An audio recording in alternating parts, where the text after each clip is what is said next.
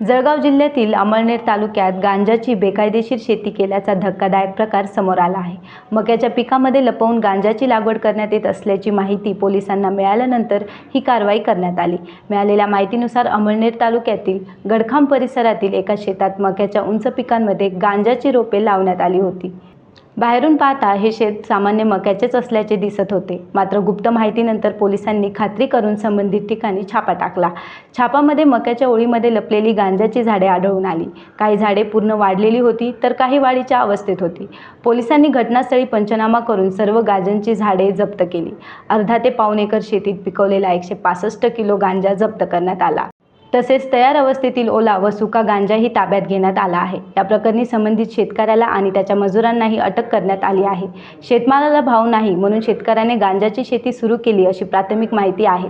तसेच चौकशीत काही दिवसांपूर्वी गांजाचा साठा विकल्याचीही कबुली शेतकऱ्यांनी दिली। या प्रकरणी शेतकऱ्यावर गुन्हा दाखल केला असून गांजाच्या शेतीमागे आणखी कोणाचा सहभाग आहे का याचाही तपास आता पोलिसांकडून केला जात आहे।